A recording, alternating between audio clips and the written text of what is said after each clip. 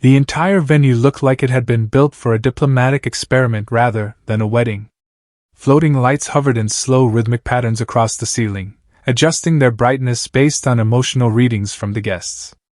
Every table had a thin holographic layer that displayed soft animations of Earth's oceans blending into alien nebulae, a symbolic gesture meant to represent unity between humans and Velmorians. Nobody fully understood it, but everyone agreed it looked expensive enough to stay quiet. The bride moved through the preparations with calm precision, smiling politely at relatives while mentally tracking every possible point of chaos. She had learned long ago that weddings were less about love and more about managing unpredictable human behavior and formal clothing, especially when alien diplomats were involved. The groom stood near the ceremonial platform, speaking softly into a wrist translator that converted Velmorian emotional tones into human speech. His kind was known for restraint, logic, and an almost uncomfortable level of honesty. Still, even he looked tense today, as if sensing that Earth traditions carried a level of emotional volatility not covered in any diplomatic manual. His mother, however, was a completely different problem. She had already corrected the seating arrangement twice, complained about the lighting temperature, and insisted that real celebrations required traditional Earth habits that the Velmorians had politely banned for environmental reasons. She didn't like being told no, especially not in front of what she called space guests pretending to be polite. The bride watched her carefully. Not with anger, but with the kind of awareness a scientist has when observing an unstable chemical reaction. That was when she quietly activated her hidden system. The so-called eco-friendly theme was not just decoration. Every glowing flower embedded in the hall was actually a micro air quality sensor, calibrated to detect even the smallest trace of smoke or toxin in real time. On the surface, it looked like a luxury wedding designed to impress alien diplomats. In reality, it was a fully automated behavioral monitoring grid disguised as romance. The bride had built it as a joke during planning sessions, just in case family chaos reaches interstellar levels project. Now, it sat quietly armed in the background, waiting for its first real test. The groom believed everything was under control. The guests believed it was just advanced decoration. Even the mother believed she still had influence over the situation. Only the bride understood the truth. Nothing here was decoration anymore. It was documentation. The ceremony had just begun when the atmosphere shifted from elegant to fragile. The soft hum of alien harmony music filled the hall, blending with Earth-style string instruments in a way that sounded beautiful but slightly unsettling, as if two different emotional languages were trying not to argue in public. Guests sat in near silence, watching holographic petals drift through the air while diplomatic drones floated above like invisible judges. The groom stood at the center platform, adjusting his posture in a way that suggested deep internal calculation. Velmorians did not like unpredictability, yet today was built entirely on it. His gaze occasionally flicked toward his mother, who had already developed a visible irritation at being restricted from her usual habits. She kept whispering complaints to nearby relatives, convinced that the alien customs were overreacting to nothing. The bride, meanwhile, remained calm in a way that almost looked unnatural. She smiled at guests, nodded at formal greetings, and gently walked through the venue like someone who already knew the ending of a story everyone else was still guessing. Beneath that calm surface, her system was already awake. The hidden air quality sensors were quietly scanning every breath in the room, translating invisible particles into data streams only she could fully interpret. Then it happened. The groom's mother slipped behind a decorative column near the refreshment area. She believed she was hidden. She believed the ceremony's attention was elsewhere. With a small, satisfied motion, she lit a cigarette, inhaling like she was reclaiming authority over the entire event. A small act of rebellion, but in a room designed for interspecies diplomacy, even small things carried consequences. The sensors reacted instantly. A subtle pulse of light ran through every floral installation in the hall. The air shimmered for half a second as invisible systems recalibrated. Then the bride's private interface triggered a protocol she had half-jokingly named during setup. Public Accountability Mode. Without warning, every floating screen in the venue flickered. A live stream activated. A bold title appeared across every display in clean glowing letters. Watch who ruins a wedding in real time. Guests froze. Wrist devices synced automatically. Even the alien drones reoriented their cameras toward the source of the disturbance with clinical precision.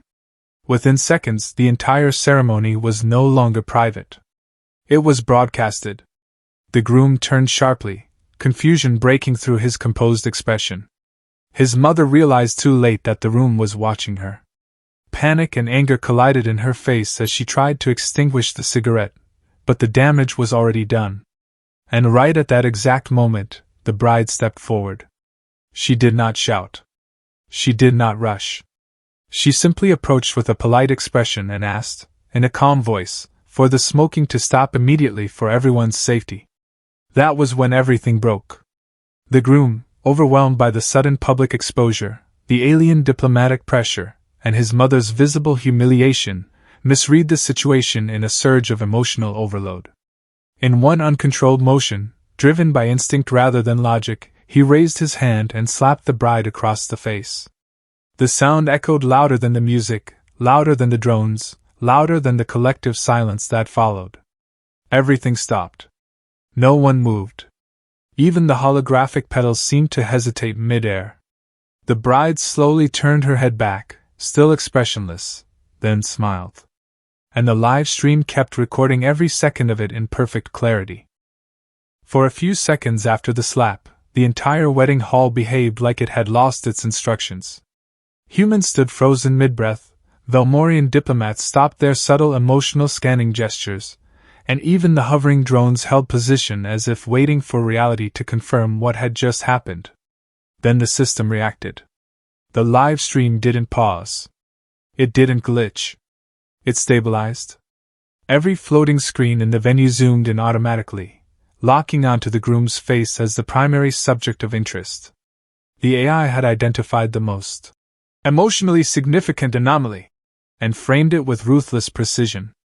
The bride's calm expression remained in the corner of every feed, but the groom had become the center of attention in full cinematic clarity. Within seconds, the broadcast spread beyond the hall. Private guest networks forwarded it. Alien diplomatic channels flagged it as a high-priority cultural incident. Earthside social platforms, always hungry for chaos disguised as content, picked it up instantly. The title remained unchanged, glowing across millions of screens. Watch who ruins a wedding in real time. Then came the captions. The system began analyzing behavior in real time and assigning labels. Aggression response triggered, physical contact event confirmed. Emotional regulation failure, high probability under social pressure. Cultural misalignment detected, diplomatic marriage stability compromised. The groom, now fully aware that the entire universe might be watching, took a half step back. His expression shifted rapidly between shock, confusion, and something dangerously close to regret. His mother tried to speak, but every movement she made triggered new sensor highlights, each one flagged as repeat environmental violation behavior. The cigarette incident, now fully documented, replayed in slow motion across holographic displays like a crime scene reconstruction. Even worse, the system enhanced it automatically, tagging it secondary offense, continued exposure after detection. The bride did not intervene. She simply observed. Not coldly, but analytically. Like someone watching a carefully designed simulation reach its expected outcome. She had not forced anyone to act. She had only removed the possibility of hiding. And that was what made the situation irreversible. On the outer diplomatic channels, Velmorian analysts began issuing rapid warnings. Earth media called it the most awkward wedding in recorded history. Meme compilations began forming within minutes, extracting the exact frame of the slap and looping it under dramatic music. The groom's political allies started disconnecting from the feed in silence. His reputation, once carefully built on discipline and emotional stability, was collapsing in real time under the weight of one impulsive reaction. He looked toward the bride again, expecting anger, tears, something familiar. Instead, she smiled. Not a forgiving smile. not a broken smile. A knowing one. And in that moment, as the live stream continued broadcasting every second of his downfall across two civilizations, the groom realized something far worse than embarrassment. This was not a scandal. It was documentation. By the time the ceremony officially ended, nobody could honestly agree on what part of it had actually been a wedding. The Velmorian Diplomatic Council had already frozen 3 different communication channels, requesting immediate clarification on whether Earth marriage customs always included public emotional collapse and real-time behavioral broadcasting. Earth media, on the other hand, had already labeled it the most entertaining interspecies incident of the decade. The groom stood slightly apart from everyone else, no longer looking like a confident diplomat but more like someone who had accidentally walked into the wrong timeline and was too polite to leave. His mother was surrounded by silent security drones that politely, but firmly, maintained distance while continuing to log every environmental violation she might commit next. The cigarette incident alone had already been classified as a cultural contamination breach, a phrase she did not fully understand but deeply disliked. The bride remained at the center of it all, still calm, still composed, as if the chaos around her was just background noise she had already accounted for in advance. The live stream had not stopped. In fact, it had expanded. Now it included commentary layers, automated analysis, and audience reactions from both species. Somewhere in the system logs, someone had even enabled highlight compilation mode. The groom finally stepped toward her. For a moment, it looked like he might apologize out of desperation. But when he spoke, it came out more structured, almost formal, like his mind was trying to rebuild itself through logic rather than emotion. "I recognize the outcome of my action was statistically unacceptable," he said slowly. "I failed to maintain appropriate emotional regulation under social pressure." The bride tilted her head slightly, studying him the way she always did when he surprised her. Then, instead of responding with anger or distance, she let out a small laugh. It was quiet, but real. That single sound changed the atmosphere more than any diplomatic intervention could. Velmorian observers paused their reports. Earth relatives stopped whispering. Even the automated broadcast seemed to momentarily recalibrate its tone. The bride finally spoke. "I didn't need perfection," she said softly. "I just needed honesty under pressure."